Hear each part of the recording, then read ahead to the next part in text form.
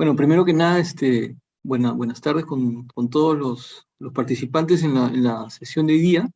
En segundo lugar, bueno, agradecer a tanto a Servir, ¿no?, al ENAP y a la cooperación alemana por haberme convocado. Digamos que de primera mano les voy a transmitir algunos conocimientos, algunas experiencias de quien en algún momento estuvo, digamos, conformó parte del equipo que tuvo a cargo primero el desarrollo de la norma y bueno, luego la implementación de la misma, ¿no? Entonces, yo también estuve en el momento, en las primeras versiones de la elaboración de la matriz de competencias de esta materia transversal, así que me da gusto que después de un tiempo sea concretado, ¿no? La primera conferencia, como ven aquí en la diapositiva que estoy presentando, básicamente tiene que ver con el marco normativo y con la implementación, ¿no? Ese es el objetivo de hoy día, conocer un poco el marco normativo y este marco normativo es el que, digamos, es sobre el cual luego se va a desarrollar la implementación de la norma. Lo primero es que hay una pregunta, ¿sí?, que no tiene una respuesta, no es una pregunta cerrada, ¿no? Pero digamos que sí quisiera conocer un poco con qué palabra asocian este término calidad. Y sobre eso vamos conversando un poco, ¿no? Así es, José, y como lo has mencionado, ya tenemos en pantalla la primera pregunta, ¿con qué asocian nuestros participantes la palabra calidad? Me da la impresión de que hay Hay tres palabras, ¿no?, que parece resaltan la de palabra manera eh, satisfacción, eficiencia, por y ahí veo excelencia. excelencia también, ¿no? Pero la Ujú. que más, digamos, la que está más grande, entiendo, es La la más que se votada, repite más, la más votada, así y es es. satisfacción. Claro, efectivamente, es correcto. O sea, vamos a ver luego, más adelante, en esta conferencia, vamos a hablar sobre el concepto de calidad, ¿no? Y vamos a ver que es parte del concepto de calidad, incluye específicamente, expresamente la palabra satisfacción, ¿sí? Ahora, excelencia, digamos que es una manera, yo lo pondría incluso como un sinónimo, ¿no? Pareciera un sinónimo, ¿no? Eficiencia, digamos, la eficiencia yo lo consideraría más un medio, ¿no? O sea, es un medio para lograr la calidad. Siendo eficientes, no solamente siendo eficientes, y de hecho eso también lo vamos a ver luego, no siendo eficientes, necesariamente se satisfacen las necesidades y las expectativas que pueden tener las personas respecto de los servicios que se van a recibir. Esa es, digamos, yo lo considero más un medio. Por ahí veo por ejemplo, algunas palabras que aparecen en menor proporción, ¿no? Pero aparece, por ejemplo, también aparece eficacia, ¿no? También es un medio, ¿no? Parecido a la eficiencia. Yo puedo ser como entidad, puedo ser muy eficaz, o sea, es lograr los resultados que me he fijado, o sea, logro los resultados que me he fijado, pero eso no necesariamente eso quiere decir que he satisfecho las necesidades y las expectativas que pueden tener las personas que reciben un servicio público. Puedo ser muy eficiente, ¿no? Puedo hacer un uso muy adecuado de los recursos que tengo a disposición para brindar el servicio, pero eso no quiere decir necesariamente que he satisfecho a las personas, ¿no? Por ahí he visto aptitud, he visto tiempo, he visto perfecto, ¿no? He visto algunas palabras que también lo vamos a ver hoy día, ¿no? El término es conductor, ¿no? O sea, son aspectos que están vinculados, ¿no? Que están asociados, ¿no? También son medios a través de los cuales voy a lograr la satisfacción de las personas. Efectivamente, la calidad de la prestación de los servicios pasa por satisfacer las necesidades y las expectativas que puedan tener las personas respecto de los servicios que están siendo prestados o brindados por las entidades de la administración pública, ¿no? Es bueno también hablar de algunos antecedentes, ¿sí? Yo les voy a mostrar aquí muy resumidamente, hay en dos grupos, ¿no? Los antecedentes de lo que o sea, con miras de concebir un modelo de gestión de calidad de los servicios que prestan las entidades del Estado, digamos que se dio una mirada a qué cosa existía actualmente, qué iniciativas ya se habían desarrollado en el país, ¿no? Y tenemos dos grupos grandes, ¿no? Uno, normas que habían sido emitidas desde la PC, ¿no? Específicamente desde la Secretaría de Gestión Pública, ¿no? O acciones, ¿no? Teníamos, por ejemplo, el libro de reclamaciones, de la primera versión que se aprueba en el 2011, que obligaba a las entidades a tener un libro de reclamación.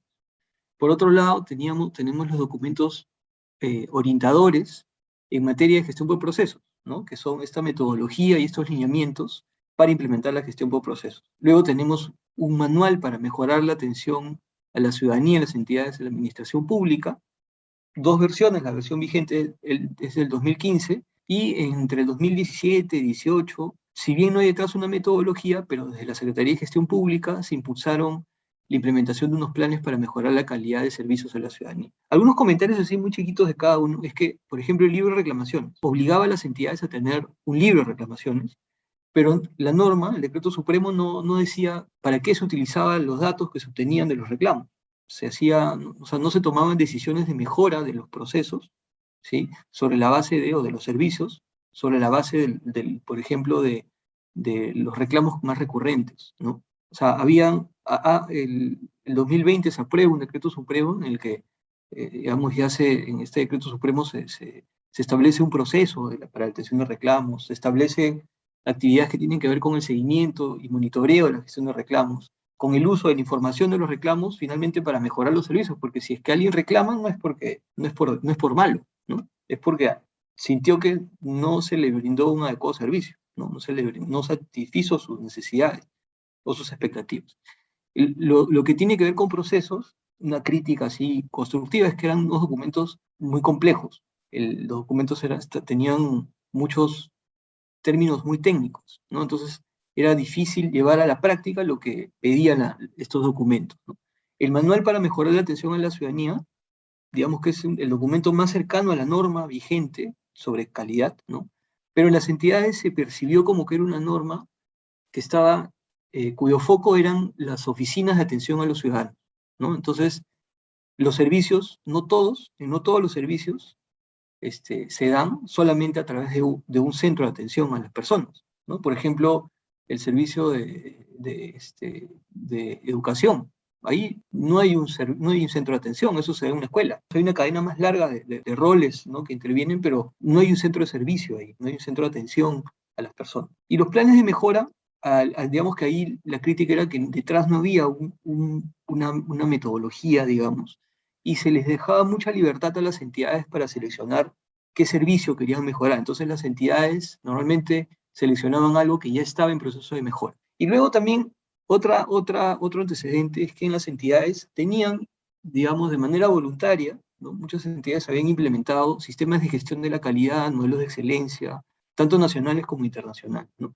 Ahí el tema es que, digamos, que encontramos que había algo que se repetía en las entidades, es que estos sistemas de gestión de calidad, modelos de excelencia, que como les digo son totalmente voluntarios, no hay una obligación de las entidades de implementarlo, se habían convertido en un fin. O sea, tener el certificado de la ISO 9000 se había convertido en el fin, ¿no? Y no necesariamente era el medio para buscar la satisfacción de las personas. Otro aspecto también, así rápidamente para comentarles sobre a manera de antecedentes, ¿no? Y que sirvieron de insumo, digamos, para concebir un modelo de gestión de calidad de los servicios, ¿no?, que es el que actualmente existe, es que se miró también internacionalmente, ¿no? ¿Qué se hacía fuera del Perú? ¿Qué hacían otros países en el marco de las estrategias de modernización de la gestión de las entidades públicas? ¿Qué estaban haciendo específicamente en lo referido a la satisfacción de las personas, ¿no? O a la calidad de las personas, o a la generación de valor público, que es, digamos, un término similar también, ¿no? Entonces, por ejemplo, se encontró en el Reino Unido y en Francia, se encuentra que había un fuerte énfasis en que el diseño de los servicios, ¿no?, se hacía sobre la base de las demandas de los ciudadanos. También otro ejemplo es en Brasil y en Chile, ¿no?, más cerca a nosotros, se encuentra que el diseño de sus servicios le daba o el modelo de los servicios, ¿no?, buscaba no que el ciudadano se acerque a las entidades, sino que el Estado se acerque a las personas, ¿no? Y nacen estos modelos, el Chile Atiende y el Centro de Atención al Ciudadano, específicamente un estado en Bahía, pero luego esto se ha viralizado, digamos, en Brasil, muy parecido a los MAC, ¿no?, a los centros MAC acá, ¿no?, donde el Estado se acerca. Luego, en Colombia, tienen un modelo de gestión pública eficiente de servicio ciudadano, parecido a la norma, ¿no?, en el que hacen mucho énfasis en la caracterización de las personas, ¿no?, donde se asume, ¿no?, algo real, que es que no todas las personas son iguales, ¿no? No todas las personas tienen las mismas características en la relación que van a tener con las entidades del Estado. En Colombia y en Japón, por darles un ejemplo, hay un énfasis, hay un fuerte énfasis, ¿no?, en la aplicación ¿no?, de plataformas digitales, ¿no?, para acercar a los servicios al ciudadano. Hay que mencionar que cada uno de estos países tiene realidades totalmente distintas, ¿no?, por lo que no es factible adoptar un modelo tal cual, como existe, por ejemplo, en Colombia, que puede ser una realidad muy cercana a la nuestra, o en Chile o en Brasil, que son, ¿no?, son vecinos, ¿no? Por más que tengan algunas condiciones similares, hay muchas cosas que nos diferencian, ¿no? Muchos aspectos que nos diferencian. Pero, digamos que de estos antecedentes que yo les he mencionado, lo que se concluye es que efectivamente teníamos que cambiar de estrategia, ¿no? Y esta estrategia tenía que tener algunas características que se conocen un poco a través de la revisión de estas experiencias, ¿no?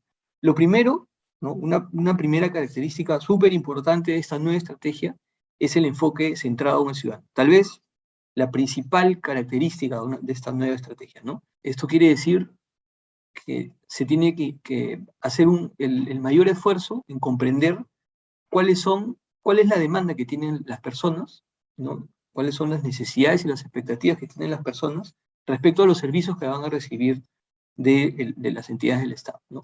Pero eso implica incluso algo atrás, ¿no?, algo previo, que no solamente es conocer cuáles son estas necesidades y expectativas de las personas, sino es conocer, caracterizar a las personas mismas, que es algo que durante el proceso de implementación de la norma nos dimos cuenta de que no todas las entidades tienen una correcta caracterización de aquellas personas con las que interactúan. Luego, una característica importante que tenía que tener esta estrategia era el sentido de Estado y no de institución pública.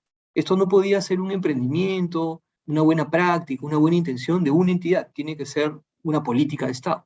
Y luego se identifican algunos elementos comunes de esta estrategia, ¿no? Un liderazgo ejercido por los gobernantes, ¿no? O sea, tenía que haber si se está hablando que se le tiene que dar un sentido de Estado, obviamente hay un rol ahí, ¿no? Quien lidera esto tiene que ser en las más altas esferas del poder, ¿no? Desde el centro de gobierno tiene que haber el compromiso, tiene que haber todo el apoyo para que esto se dé. Dice la articulación estratégica entre sectores para lograr sinergia. Estos antecedentes también, por ejemplo, y de hecho por ahí alguno de estos países le dio mucho énfasis a un concepto de servicio integrado, ¿no? Los servicios, muchos servicios, no están brindados por una sola entidad del Estado. Muchos servicios requieren que más de una entidad, como si fueran eslabones de una cadena, ¿no?, se integren, articulen para brindar un servicio, ¿no? Entonces se requiere que haya una articulación entre sectores para lograr sinergias en la prestación de los servicios.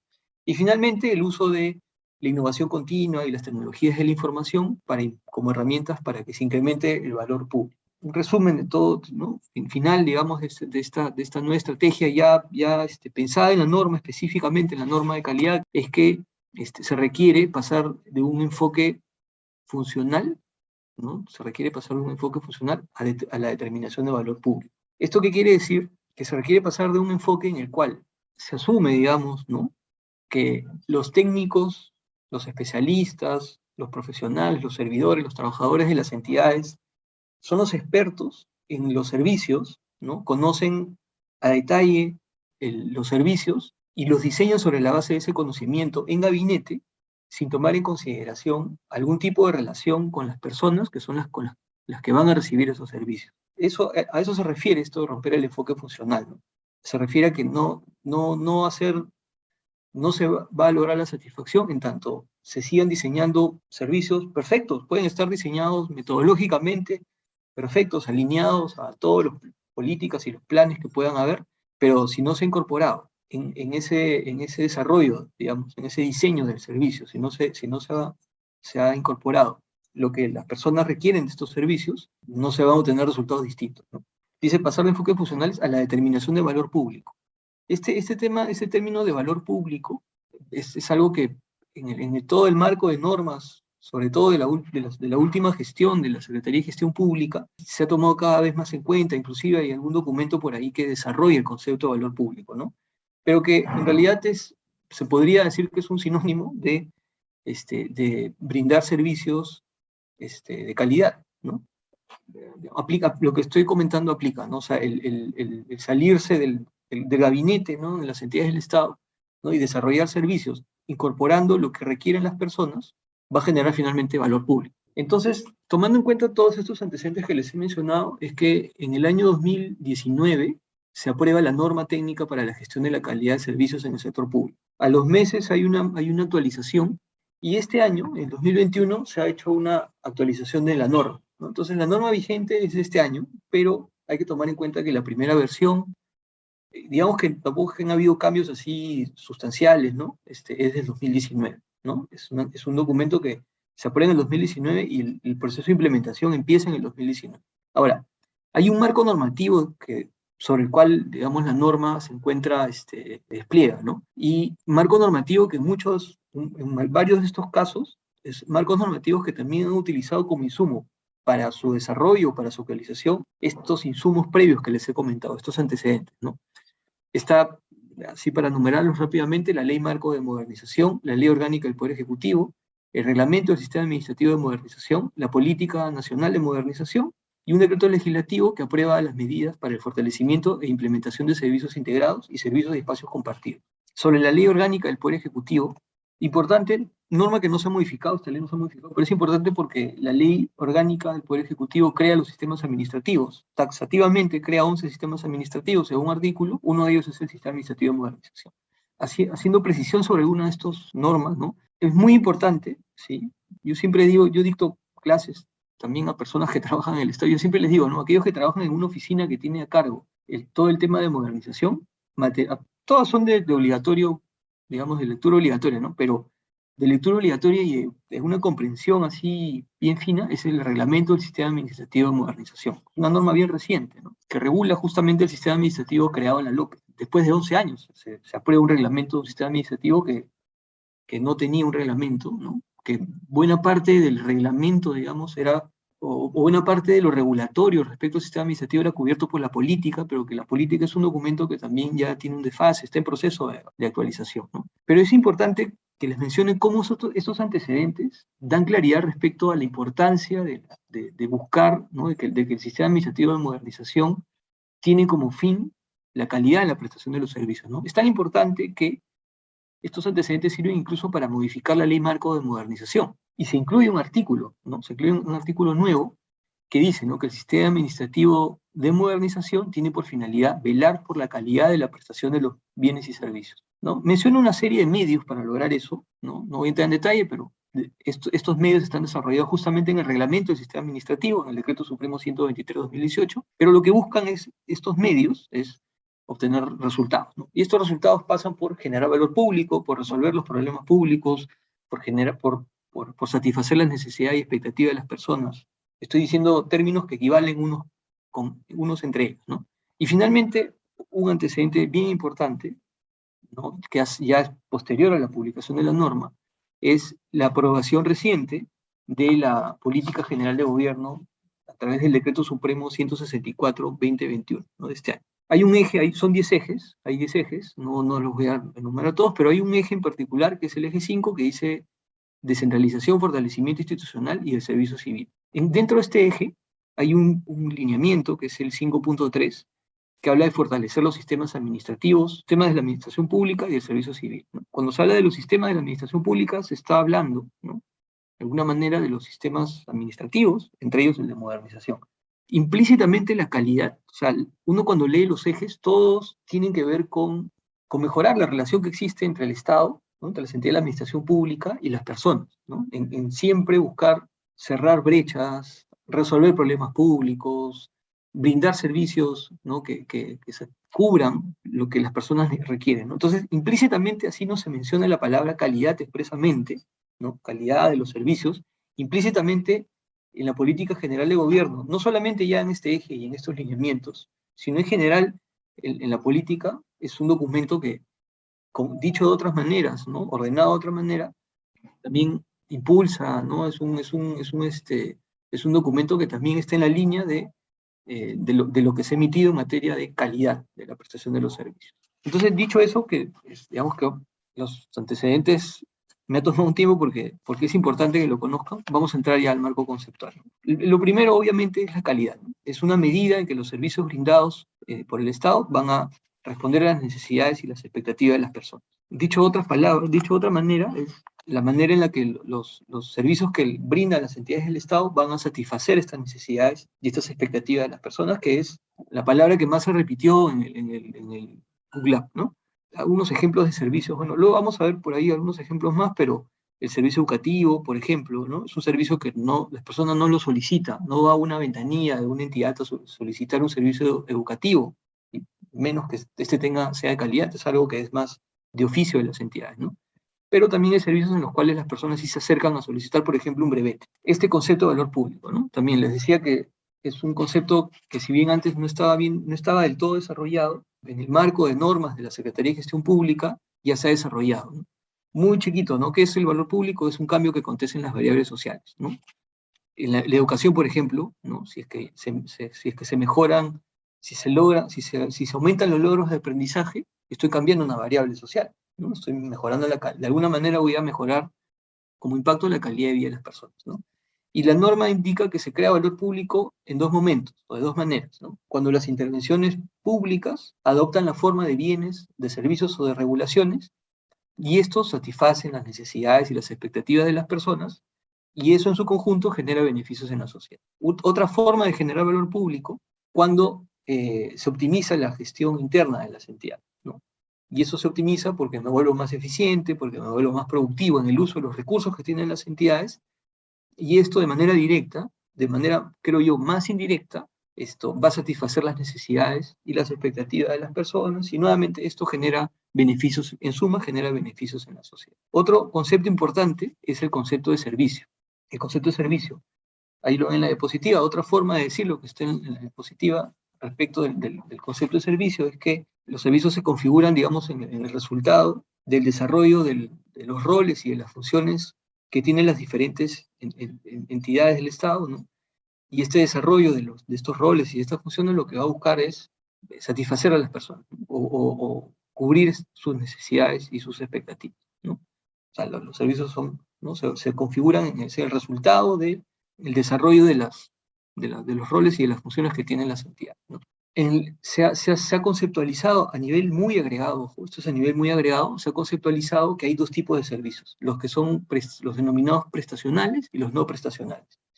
Los prestacionales son en los cuales, y también valga la redundancia, en los cuales el Estado despliega su rol prestacional, ¿no? Y es de repente servicios muy conocidos, ¿no? El servicio educativo, ¿no? El de saneamiento, los servicios que tienen que ver con la habilitación de carreteras, la construcción de aeropuertos, el fomento productivo, en los que hay un rol, ¿no? Entre comillas, prestacional, pero es un rol, digamos, más de fiscalización, de regulador, de supervisor también. Ahí también ese tipo de servicios, ¿no? Hay entidades cuyo rol es el fiscalizar, SUNAFI, la misma SUNAT, ¿no? Pero ahí también hay un rol prestacional de las entidades del Estado, ¿no? Hay un rol, esos servicios son del tipo prestacional, ¿no? Los servicios públicos, agua, alcantarillado, luz, por ejemplo, ¿no? Esos son los servicios del tipo prestacional. Y los no prestacionales son los trámites, ¿no? Para ponerlo así en resumen, los procedimientos administrativos y los servicios prestados en exclusividad, en donde hay el Estado o las entidades de la administración pública, a solicitud de las personas, otorgan derechos que también conllevan obligaciones por parte de las personas, y esto se da en el rol de la función también reguladora, inspectora o sancionadora que tiene el Estado.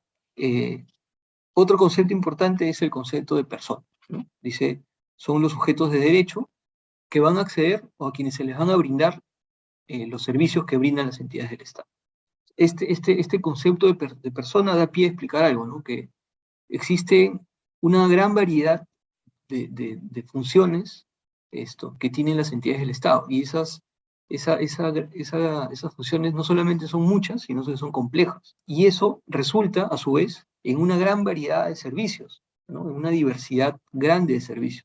Entonces, a partir de ello, la relación que tienen las personas con el Estado se hace infinita. Entonces, la probabilidad, lo que no ocurre de repente en las organizaciones privadas, ¿no? Esa característica de mucha variedad de los servicios, ¿no? Lo que hace es se da la falla potencial siempre va a estar presente, ¿no? Entonces, una manera de manejar esas probables fallas que se pueden dar como resultado de esta infinidad de servicios, ¿no? Que se pueden prestar, y esa infinidad de servicios, como espejo, hace que aparezca una infinidad de roles que pueden asumir las personas respecto a los servicios que brindan, ¿no? Una manera de manejar esas probables fallas que pueden haber es aplicando algo, ¿no? que lo hemos visto a lo largo de la sesión, que es conocer bien, ¿no? Intentar conocer de la mejor manera, caracterizar a las personas, ¿no? Y caracterizar, tener un adecuado conocimiento de cuáles son las necesidades y las expectativas de estas personas. Algo que les he mencionado como característica ya asumida de los servicios es lo que dice al final del concepto, es que los servicios pueden estar brindados por más de una entidad, ¿no? O sea, las entidades pueden formar parte como si fueran eslabones de una cadena, ¿no? Y esa cadena puede ser un servicio, ¿no? En el que hay más de una entidad aportando, ¿no? alguna actividades, ¿no? Que tienen que ver con la prestación de este servicio. Las relaciones que pueden haber son, por ejemplo, ¿no? Entre persona natural y una entidad, ¿no? La obtención del brevete, ¿no? Como ejemplo, ¿no? Entre la persona jurídica y una entidad, por ejemplo, las empresas mineras son personas jurídicas que solicitan algún tipo de habilitación ambiental para desarrollarse, no sé, en el sector minero, en el sector petróleo, en el sector hidrocarburos, ¿no? Y una relación que es menos conocida es entre entidades públicas. De hecho, yo que he estado en la Secretaría de Gestión Pública, los usuarios de la Secretaría de Gestión Pública no son personas naturales o jurídicas. Como es un ente rector, ejerce la rectoría en representación de la PCM del Sistema Administrativo de Modernización, los usuarios normalmente, ¿quiénes son? Son otras entidades del Estado. Y esto ocurre con muchos de los rectores, ¿no? Servir, CEPLAN, el MEF, la Contraloría, ¿no? Donde hay tu principal usuario no es una persona a pie, ¿no? O una empresa, sino son otras entidades del Estado. Es importante esto porque hay entidades que para caracterizar e identificar cuáles son sus servicios, lo que van a mirar son a otras entidades del Estado. Vamos a hablar de los conductores de calidad. Son 6 conductores de calidad. ¿Qué son los conductores de calidad? Son atributos medibles que se encuentran presentes en la provisión de los servicios y que van a impactar de manera directa en la satisfacción de las necesidades y expectativas de las personas. Son aquellos aspectos, ¿no? Que están contenidos en los servicios y que en mayor o menor medida van a impactar en la calidad de los servicios, ¿no? Estos conductores, por un lado, pueden permitir hacer un ranking, ¿no? De los servicios, ¿no? Un ranking de desempeño. Y ese ranking de desempeño de los servicios lo que puede permitir a su vez es reconocer aquellas entidades involucradas en los servicios, reconocer aquellas entidades que salen en el tope del ranking, reconocer porque hacen un buen trabajo, o focalizar esfuerzos de asistencia técnica para mejorar estos servicios. Digamos, también como resultado de estos antecedentes que les he mencionado, algo que funciona mucho, digamos que y eso también funciona acá, es el tema reputacional, ¿no? Mejorar los servicios, esto pasa también por un tema reputacional, ¿no? Entonces, una entidad que se ve al final de un ranking, simplemente por un tema reputacional, va a querer hacer mejoras. Eso está demostrado, ¿no? Entonces, para eso sirve tener esto que en algún momento Gestión Pública entiendo que lo va a desarrollar. Los 6 conductores son el trato profesional durante la atención, ¿no? Esto tiene que ver con las acciones, con las actitudes que se tiene para atender a las personas, ¿no? En la prestación de un servicio. Por ejemplo, acá se mencionan qué comprenden, ¿no? Profesionalismo, empatía, igualdad en el trato, conocimiento, ¿no? Por ejemplo, ¿qué suele ser alguna falla, ¿no? En este tema del trato, ¿no? Cuando las personas te atienden de manera impaciente. A mí me ha tocado en algún momento que, por ejemplo, me voy a atender y la persona está atendiendo otras cosas, el teléfono, a otras personas, ¿no? Ahí ya no se puede hablar de trato profesional durante la atención, ¿no? Un segundo conductor es la información. ¿Qué es la información? Indistintamente de lo que está acá en la diapositiva, es la capacidad que se va a tener, ¿no? La capacidad que la entidad y que los servidores de la entidad van a tener para brindar información de manera adecuada a las personas, ¿no? ¿Qué características tiene esta información, ¿no? Esta capacidad, ¿con qué características se pueden asociar? Que esta información sea sencilla, precisa, clara, veraz, oportuna, ¿no? Esto debe permitir desde la comunicación fluida, ¿no? Y habla al final de 2 mecanismos para obtener esa información, ¿no? El buzón de sugerencias, y más importante, creo yo, el libro de reclamaciones. Porque en el libro de reclamaciones ya ocurrió, ya se dio la insatisfacción, ¿no? O sea, cuando yo reclamo, cuando una persona reclama, es porque ya fallamos como entidad, ya tuvimos una falla en la prestación de servicio. Y esto es obligatorio, aparte, ¿no? Entonces ya existe con el nuevo decreto supremo, existe un mecanismo para que las entidades tengan una fuente de información bien veraz para saber por dónde tendrían que hacer algunas mejoras. Luego, el tiempo de provisión, ¿no? Es el periodo que una persona invierte, ¿no?, para recibir un servicio por parte de una entidad. ¿Qué se cuenta en este tiempo de provisión? Se cuenta desde que la persona espera para ser atendida hasta que obtiene el resultado de la gestión. ¿Qué también cuenta en el tiempo de provisión? La cantidad de veces que una persona acude o se tiene que contactar con la entidad, ¿no? Por ahí alguna vez hubo alguna estadística, ya de hace algunos años, no sé qué tan actualizada esté, se decía que las personas tienen que acudir entre 3 y 4 veces para terminar un servicio, acá en el Perú, ¿no? Frente a, en Chile era 1 o 2 veces. Y también el tiempo promedio era 8 horas, ¿no? Incluyendo que había que había que ir más de una vez, ¿no? También comparándose con Chile era creo la cuarta o tercera parte, ¿no? El tiempo de provisión también está vinculado con el cumplimiento de los plazos establecidos, sobre todo, por ejemplo, en los procedimientos administrativos, en los servicios prestados en exclusividad, ¿no? Luego tenemos el resultado de la gestión. El resultado de la gestión va a estar en función a la aplicación oportuna y correcta de procedimientos, de directivas, de normas que estén vigentes respecto a un servicio, que regulen un servicio, ¿no? ¿Y qué cosa puede estar regulado en estas normas, directivas, procedimientos? Los pasos que se deben seguir, los requisitos que me van a solicitar, formatos, costos, plazos, ¿no? Entonces, la capacidad que las entidades tienen para cumplir con eso que han escrito como diseño de un servicio, obvio, se supone tomando en consideración las necesidades y expectativas de las personas, eso es el resultado de la gestión, ese es el concepto de este conductor, ¿no? ¿Qué cosa, digamos, podría ser un ejemplo de cuando no se logra cumplir este conductor? Cuando, por ejemplo, los orientadores de un centro de atención, cada uno cuenta cómo es un trámite de manera distinta, ¿no? No es algo estandarizado. Cuando accedo a la página web de una entidad, descargo unos requisitos y cuando voy a presentar algo en función de esos requisitos son otros. Ejemplos de cuando no se está logrando un adecuado resultado de la gestión. La accesibilidad tiene que ver con las condiciones que una entidad va a proporcionar a las personas para brindar servicios de manera sencilla, de manera inclusiva, ¿no? A través de diferentes canales de atención, ¿no? De repente eso no está mencionado que expresamente, ¿no? ¿Qué se considera como parte de la accesibilidad? La seguridad, la infraestructura, horarios de atención, el uso de lenguas originarias, el uso, por ejemplo, de un sistema braille, ¿no?, para las personas invidentes. No está mencionado acá, pero el tener identificados e implementados canales de atención, ¿no? ¿No? Ahora, sobre todo, la presencialidad se ha vuelto casi una rareza, ¿no? Tener adecuados mecanismos para, como medios, digamos, como canales, la internet, el teléfono, ¿no? Y el último conductor es el de confianza, ¿no? De confianza, esto, digamos, es el grado, dice, de legitimidad, respaldo en el cumplimiento de sus funciones. Dicho de otra manera, esto está relacionado a eventos o a situaciones que hayan afectado o que estén afectando la reputación nuevamente de las entidades, ¿no? Y en función a ello, en función a esa reputación esa idea de reputación que yo me he hecho de una entidad, es que voy a tener más confianza o menos confianza para acercarme a las entidades, ¿no?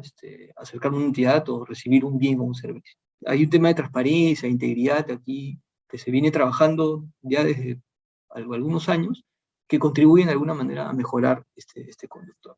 Hay una última pregunta, es ¿cómo podemos mejorar la calidad de los servicios públicos? Y aquí, bueno, es algo que yo he repetido bastante. Espero que no se vean sorprendidos porque es algo que se ha mencionado mucho. O sea, la respuesta incluye unas palabras que he venido mencionando repetidamente durante la sesión. Muy bien, hay personas también en el chat que han respondido que era la opción 4. Efectivamente, la opción 4 era la respuesta correcta, diseñando los servicios sobre la base de las necesidades y expectativas de las personas. José, ¿por qué esta es la respuesta correcta y no las Sí, anteriores? o sea, digamos que los otros temas, ¿sí? Las otras respuestas, nuevamente son formas de llegar a, no son medios que que yo puedo utilizar. Por ejemplo, realizar una encuesta va a ser un medio, finalmente, para diseñar el servicio, ¿no? Pero la forma más la forma en la que voy a tener mayor probabilidad de mejorar la calidad de los servicios, ¿no? Es diseñando, desarrollando los servicios sobre la base de lo que las personas, ¿no? Requieren, ¿no? Eso que las personas requieren, utilizando términos más técnicos, ¿no? Se le ha denominado necesidad y expectativas. Aquí, solamente para, hay un tema que a veces también cuando dicto, ¿cuál es la diferencia entre necesidad y expectativa, ¿no? La necesidad es explícita y la expectativa es implícita, ¿no? Para que tengan por ahí una idea de cuál es la diferencia, ¿no? Una necesidad es explícita, por ejemplo, ¿no? Un plazo. Un plazo es explícito, ¿no? Que te van a atender en 10 días hábiles, ¿no? Eso es algo explícito. Una expectativa es implícita, ¿no? Por ejemplo, que me atiendan de manera cordial, que sean educados, no sé.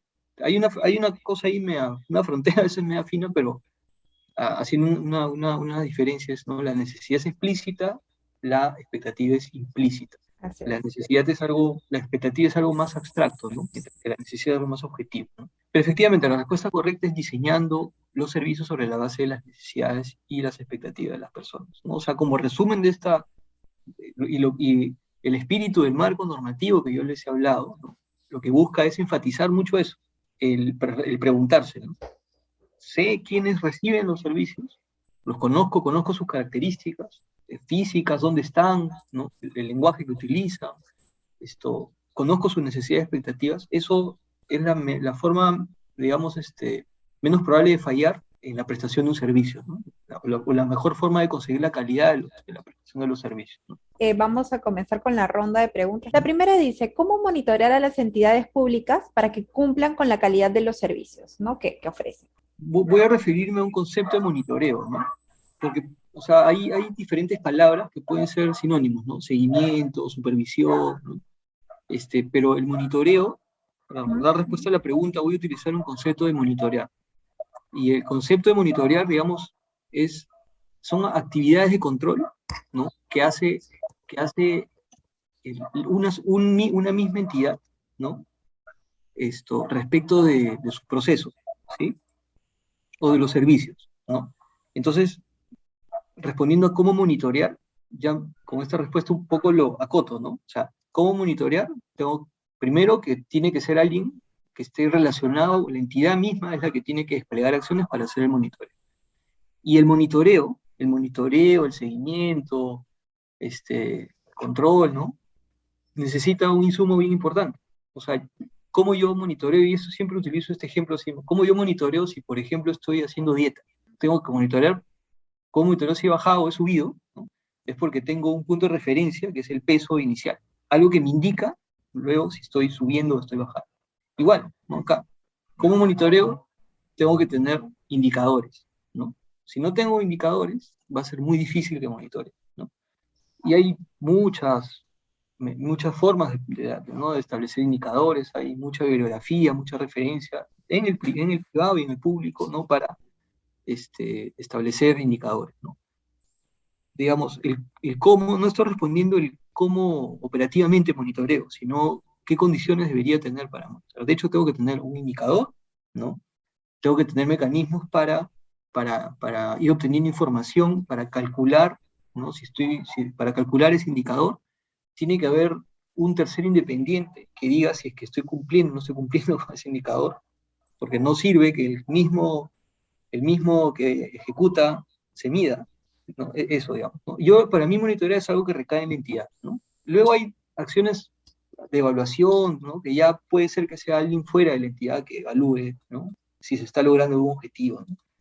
Pero digamos que yo puedo responder que, ¿no? O sea, si lo queremos llevar a algo operativo, ¿cómo monitoreo? Es teniendo un indicador, teniendo un tercero independiente, que sea el que compare, ¿no? El que compare lo que dije que iba a hacer, lo que planifiqué que iba a cumplir, versus lo que estoy cumpliendo, ¿no? Y digamos, eso también se facilita teniendo algún soporte tecnológico, ¿no? Alguna herramienta tecnológica para no estar haciendo los cálculos pues cada vez que tengo que hacer una medición. Muy bien, José, muchas gracias. La siguiente pregunta que nos llega nos dice, para las entidades públicas, ¿es pertinente implementar la norma ISO 9001 o la norma técnica de la Secretaría de Gestión, de la SGP? A ver, acá hay algunas situaciones, ¿no? Se pueden dar tres casos. Uno, entidades que ya tengan la ISO 9001 implementada, ¿no? Entidades que estén en proceso de implementación o aquellas que no han implementado. En las que ya está, digamos, lo que se tienen que asegurar es que la norma, ¿no?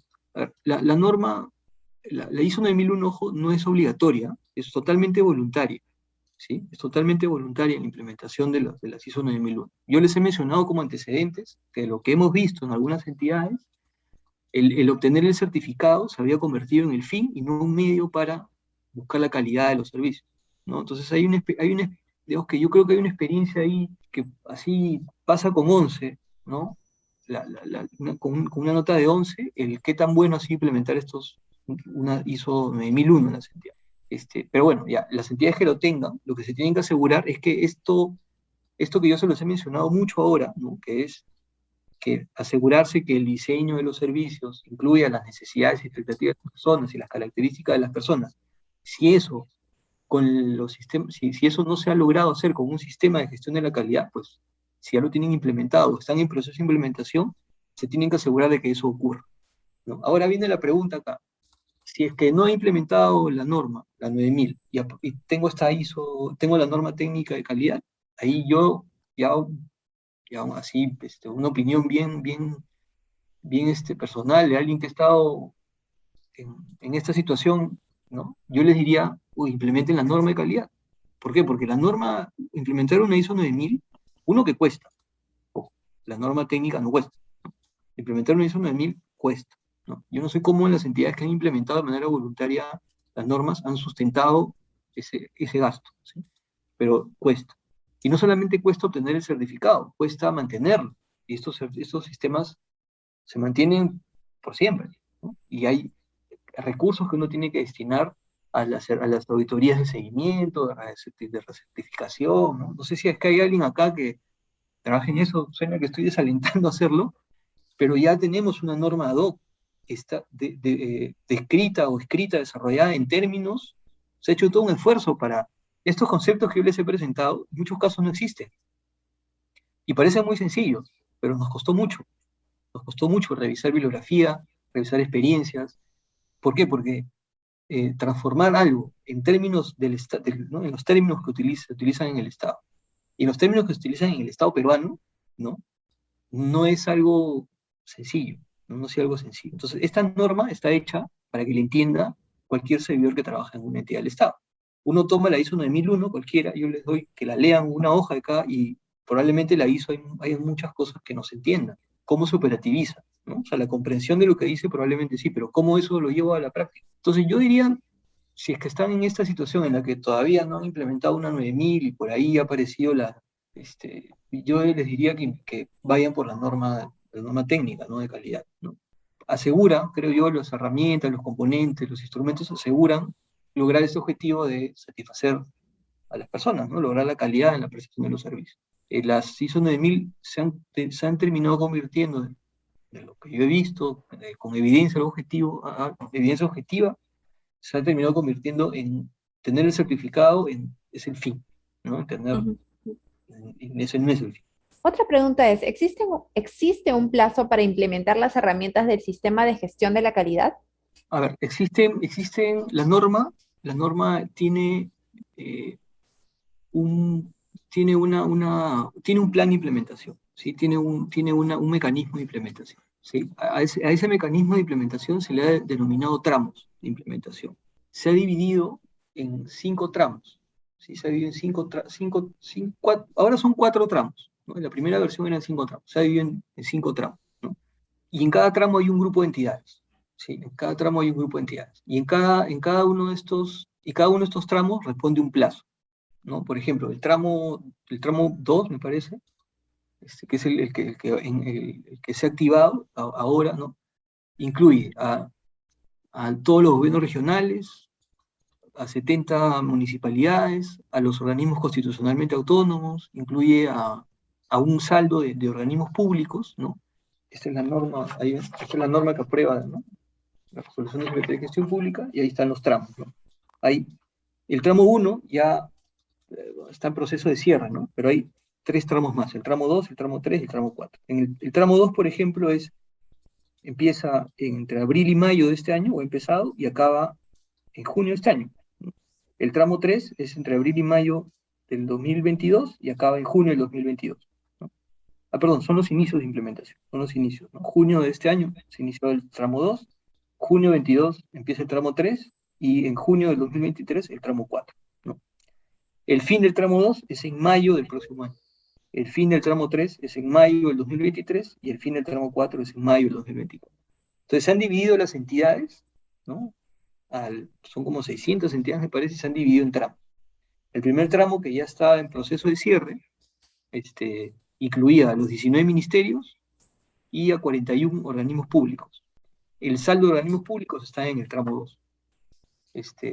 Y más organismos constitucionalmente autónomos, los 25 gobiernos regionales y como 70 municipalidades. Y así, y están estos plazos que están establecidos en la norma, ¿no? El artículo 2 de la resolución de Secretaría de Gestión Pública que aprueba la norma, están ahí los plazos. Ahora, ¿qué implica? O sea, este tema de la obligatoriedad, ¿ya? En realidad no es que va a haber un premio o un castigo por implementarlo o no, ¿sí? Hay unos plazos que se deben de cumplir. La Secretaría de Gestión Pública hace acompañamiento, hace la asistencia técnica en la implementación, ¿no? Buscando que haya la mayor cantidad de entidades cierren, ¿no? Cierren las diferentes etapas de manera oportuna, ¿no? De la implementación. Pero yo como experiencia les comento, ¿no? En el tramo 1, que eran 60 entidades, y se supone que es obligatorio, hubo entidades que nos decían, yo no, en el plazo no puedo, porque es algo muy complejo, es algo que no entiendo, es algo que lo quiero implementar, lo quiero hacer bien, pero no lo voy a poder hacer en un año, ¿no? Y me voy a tomar más tiempo. Entonces, no les puedes decir, no, tienes que, por un tema de plazos, no le puedes decir, no. O sea, la calidad ahí no puede ir en contra, el tiempo no puede ir en contra de la calidad finalmente, ¿no? Entonces, esto es bien abierto, ¿ah? O sea, si bien hay en la norma hay unos plazos, ¿no? No es que no se vayan a presentar situaciones que excedan a los plazos. Tenemos otra pregunta que dice, ¿cuáles serían los indicadores necesarios para medir la eficacia y la eficiencia en un modelo de calidad en el sector público? O sea, hablar de eficacia y de eficiencia, Los ya estás indicadores. hablando de un tipo de indicador, ¿no? O sea, hay indicadores de eficacia e indicadores de eficiencia. O sea, ya se está hablando ahí de un tipo de indicador. En la norma, y bueno, en general en gestión pública, que no somos el ente rector, digamos, en temas de indicadores, ¿no? Esto es más lo de ese plan, pero sí utilizamos mucho, asociado al concepto de indicador, asociamos mucho que hay un grupo de indicadores que van a medir el cumplimiento de actividades físicas, por así decirlo, ¿no? Por ejemplo, emitir cantidad de informes, ¿no? Eso es bien típico en el Estado, ¿no? Pero hay otros que lo que buscas lo que buscas en realidad es medir el desempeño, ¿no? Y ahí es donde aparecen, ya he mencionado acá, ¿no? O sea, dos tipos de indicadores de desempeño, ¿no? La eficacia y la eficiencia. Pero también hay, por ejemplo, indicadores que tienen que ver con la calidad, ¿no? O sea, el indicador de calidad más conocido es la satisfacción de las personas. Se suelen hacer encuestas para medir la satisfacción de las personas, ¿no? Viéndolo de manera negativa, un indicador que tiene que ver con calidad, ¿no? El segundo más conocido es la cantidad de reclamos. Esa es una segunda forma de medir el desempeño de una entidad respecto a la prestación de los servicios, ¿no? La satisfacción, que se hace a través de encuestas, se puede hacer a través de focus group, qué sé yo, o medir la cantidad de reclamos, ¿no? Pero ya mencionó, hay dos tipos de indicadores, ¿no? Ahora, esto lo tiene que hacer cada entidad, o sea, la Secretaría de Gestión Pública no va a desarrollar, puede especificar, definir tipos de indicadores, dar algunas instrucciones de cómo conceptualizar indicadores, cómo desarrollar indicadores, pero los indicadores los tiene que establecer cada entidad, porque cada entidad conoce cuáles son sus procesos, con qué recursos cuenta, ¿no? Conoce cuáles son sus planes, ¿no? Cuáles son sus planes institucionales, sus planes estratégicos e institucionales. O sea, eso depende de cada entidad en realidad, ¿no? La Secretaría no va a fijar indicadores, ayuda en la construcción de indicadores, ¿no? Tipifica indicadores, pero eso recae en cada entidad, ¿no? Y hay entidades que su realidad le permite establecer indicadores de eficacia. Es decir, si logré hacer algo o no lo logré, ¿no? Digamos que es el indicador más sencillo para medir un desempeño. Hay dos entidades que pueden estar más evolucionadas, digamos, un poco más maduras en términos de calidad y pueden medir eficiencia. Es decir, logré algún resultado, pero utilizando cuál fue el uso de recursos, ¿no? ¿Cuántos recursos utilicé para lograr algo, ¿no? Y hay otras que están ya mucho más evolucionadas que pueden incluso medir, por ejemplo, la calidad, ¿no? Pueden medir el grado de satisfacción de las personas respecto a los servicios. O sea, no estoy diciendo que hay una evolución, que hay un, digamos, como una escalera, ¿no? Sino son diferentes tipos de indicadores que se adecuan a la realidad de cada entidad. Inclusive, ¿no? En cada entidad, yo se los he mencionado, las entidades tienen una diversidad de servicios y puedo tener para algunos servicios indicadores de eficiencia, para otros de eficacia, para otros solamente estos de indicadores que tienen que ver con actividades físicas, ¿no? Otros que tienen que ver ya con la calidad. O sea, en una entidad pueden haber un uso indistinto de tipos de indicadores, ¿no? Por la naturaleza de cada servicio. Muchas gracias por tu respuesta. Vamos a continuar entonces porque tenemos bastantes preguntas. Preguntan por aquí también, ¿por qué a los gobiernos locales les cuesta ser más eficientes y brindar servicios de calidad, teniendo en cuenta que son las entidades con más contacto con el ciudadano, ¿no? Bueno, en general las municipalidades, ¿no? ¿Por qué crees que Ah, es? creo que tiene que ver, parte de la respuesta tiene que ver con esto que he mencionado, ¿no? Son los que están más cercanos al caos, ¿no? Son los que están más de cara al caos que es, ¿no? Que existe en la prestación de los servicios, ¿no? Son las entidades que están, que son las que brindan los servicios, ¿no? Entonces, eso ya hace que las municipalidades tengan una complejidad operacional, digamos, muy distinta, ¿no? Entonces, y donde la probabilidad de falla es mayor que de repente pues, en una PCM, ¿no? O en el MEF, o en un ministerio en los que no hay una prestación directa de los servicios, inclusive en los gobiernos regionales, donde tampoco hay una prestación directa, ¿no? Y luego yo creo que aparecen otros factores bueno, que yo, no, como les digo, no he trabajado en gobierno local, regional, pero que creo saber desde las entidades en las que he trabajado, alguna relación he tenido con estos niveles de gobierno, pasa por, eh, creo que voy a ser medio repetitivo en algo que, el proceso de descentralización, ¿no? O sea, el proceso de descentralización, si hubiesen transferido competencias, no había una correcta, todavía no hay una correcta o completa transferencia de recursos, por ejemplo, ¿no? Este, y eso yo lo he visto, por ejemplo, en el Minedo. Cuando yo trabajé en el Minedo, este, la- las, los centros educativos, las UGEL, las DRE, si bien pertenecen al gobierno regional, a una municipalidad, ¿no? Ya no son del ministerio. O sea, les cuesta mucho al Ministerio de Educación soltarlos, ¿no? ¿Por qué? Porque implícitamente se sabe que hay un tema de carencia de capacidad operativa y de capacidad de recursos que que no van a ser suficientes para la correcta prestación de los servicios, ¿no? Yo creo que ahí hay un tema, ¿no? Hay un tema. El proceso de descentralización todavía no se ha dado por completo, ¿no? Todavía seguimos en un proceso de descentralizar, ¿no? Y eso creo que lo que estoy diciendo no es algo que no conozcamos los que trabajamos en el Estado, ¿no? O sea, el principal problema del proceso de centralización es que se transfirieron competencias, ¿no? En algunos casos por completo, porque fueron transferencias, competencias exclusivas para los gobiernos regionales o locales, en otros casos compartidas, pero lo que no se transfirió fue recursos, ¿no? Entonces, eso, el, el- el- o sea, para la prestación de los servicios lo que se requiere son recursos, ¿no? Si no se ha hecho esa correcta transferencia, obviamente hay probabilidad de falla, ¿no? Y aparte, están en el último eslabón de la cadena, en la prestación misma del servicio, donde es más probable fallar, ¿no? Entonces, esos dos factores creo que se combinan, entre otros más que pueden haber algunos factores políticos, qué sé yo, ¿no? Que hace digamos, que haya más probabilidad de falla, ¿no? Acá tenemos otra en cuanto al ISO. Nos dice, ¿el haber obtenido un ISO asegura que la entidad ha logrado una gestión de calidad o el ISO solo mide el proceso y no el resultado? En teoría, implementar un sistema de gestión de la calidad lo que busca es cumplir con los requisitos que tiene una persona respecto a un bien, a un servicio, a un producto que recibe, ¿no? O sea, un sistema de gestión de la calidad. Digamos que hay algunas sutilezas distintas en el concepto de calidad en el privado y en el público, ¿no? Pero en el fondo es lo mismo. Lo que busca un sistema de gestión de la calidad, el más conocido es el de la ISO 9001, ¿no? Pero hay otras normas, ¿no? Hay otros, buenas prácticas, hay otras normas así universales, ¿no? Pero la más conocida es la ISO 9001. Lo que busca, ¿no? Nuevamente, buscar la satisfacción, en este caso el término que se utiliza son de los clientes, ¿no? Porque el término que se utiliza son clientes. Parecido, digamos, es muy similar a la norma técnica. En todos los casos se consigue, ¿no? ¿No? ¿Por qué? Porque hay, y eso no solamente es en el privado, perdón, en el público, eso ocurre también en el privado. Y yo he trabajado cerca de 7 años en el sector privado y he trabajado en estos temas de ISO 9001, ¿no? Y he sido consultor, he sido auditor de la ISO 9001. Hay organizaciones que lo que buscan es tener el certificado, nada más.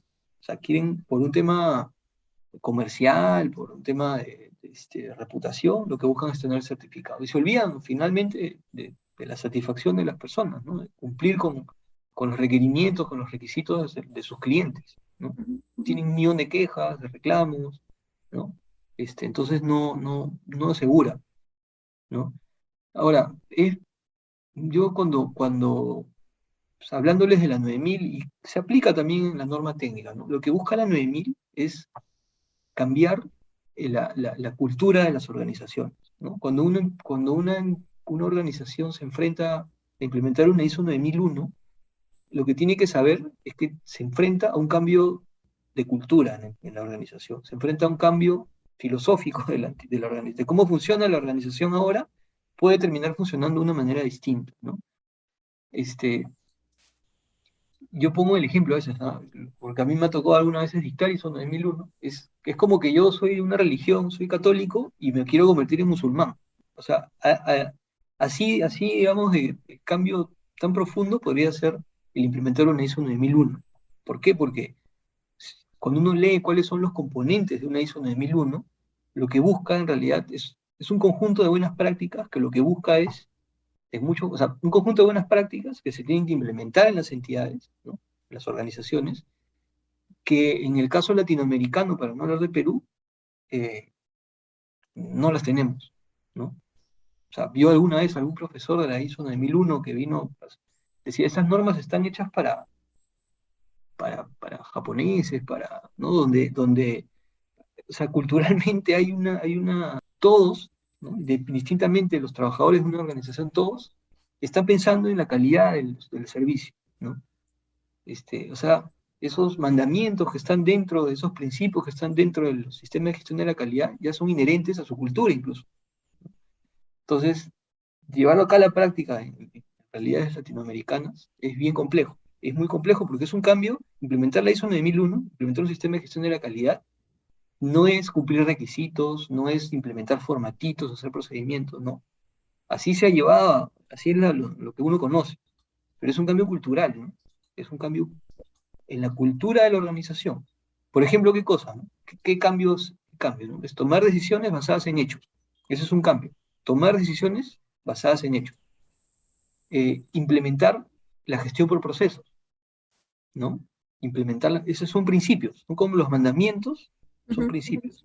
Entonces, entidades que toman decisiones basadas en cualquier cosa, en donde hay mucha funcionalidad y no hay un enfoque de procesos, eh, no solamente a lo del público, también a lo del sector privado, es muy difícil implementar eso, ¿no? Son procesos muy largos, ¿no? Y no aseguran, ¿no? Y regresando con la pregunta, no te aseguran, o sea, ni en organizaciones privadas, ni en entidades públicas, tener una ISO 9001 te asegura la calidad de la prestación de los servicios. Nos preguntan aquí, respecto a la obligatoriedad de la implementación de los sistemas de gestión de la calidad en las entidades públicas, ¿estas deben aplicarse solamente a los procesos operativos o también a los procesos estratégicos y de soporte? Eh, no, esa toda la organización, ¿no? O sea, toda la entidad. O sea, no, de hecho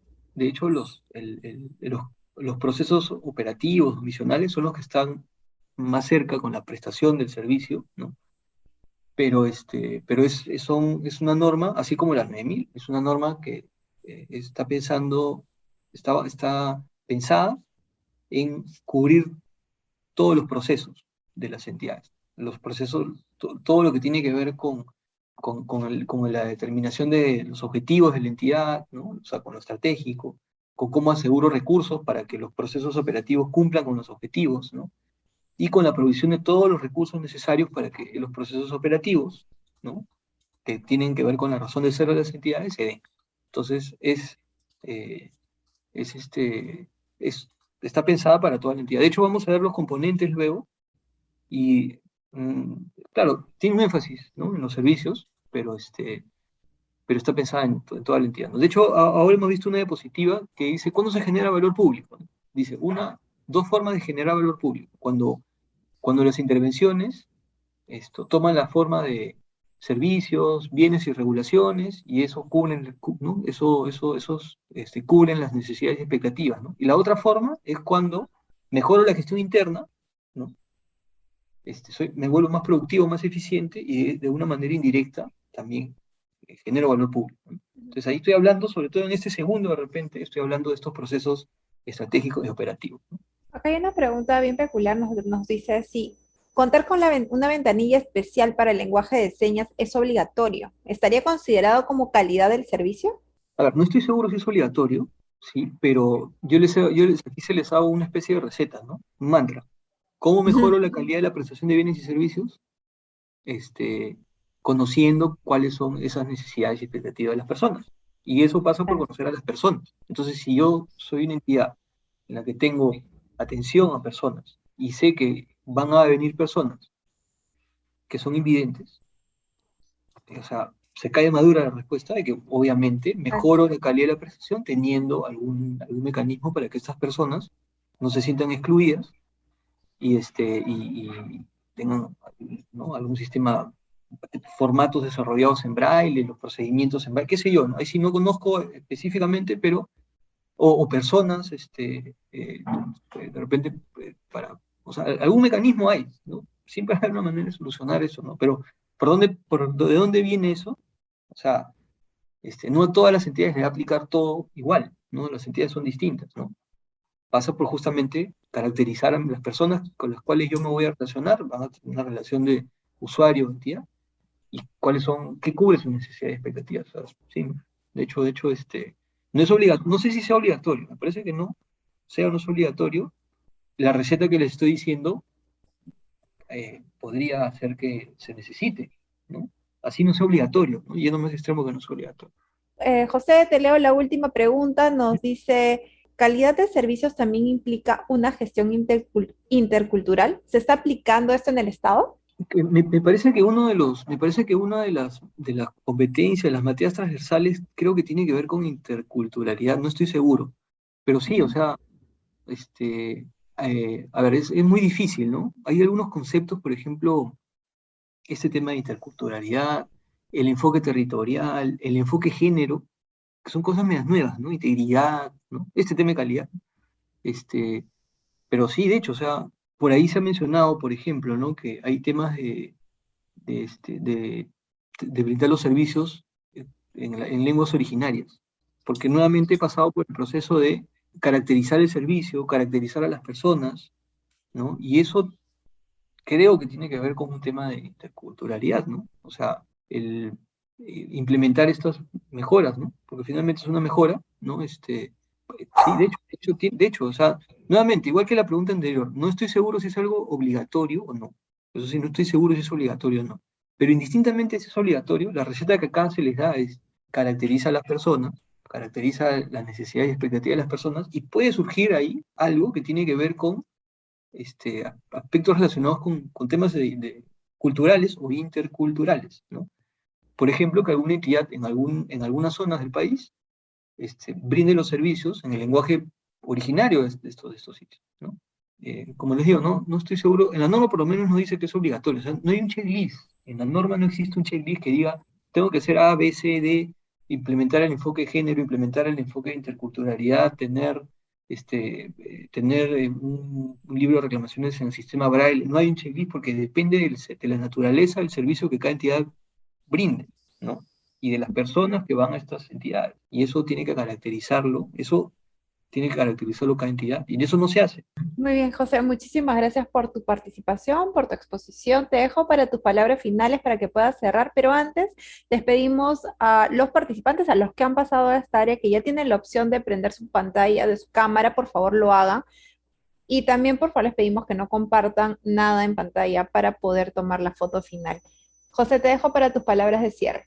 Espero que les haya servido lo que les he contado, ¿no? Espero es bien resumido, es una conferencia bien resumida, no es un taller de capacitación, ¿no? Pero nada, yo agradezco la participación, ha sido, creo que nunca, bueno, es virtual, ¿no? Pero creo que nunca me he dirigido a tantas personas en mi vida, más de 1000 han sido, Ujú. y espero haber sido, yo cuando dicto a veces utilizo, o sea, procuro no utilizar tanto tecnicismo, ¿no?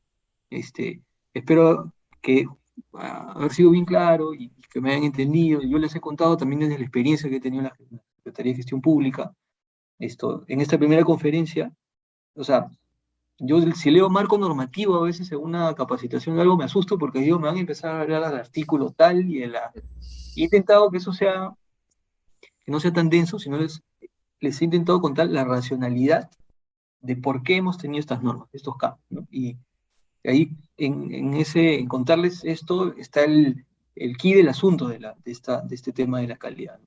Centrarse en el ciudadano, enfocarse en las personas, ¿no?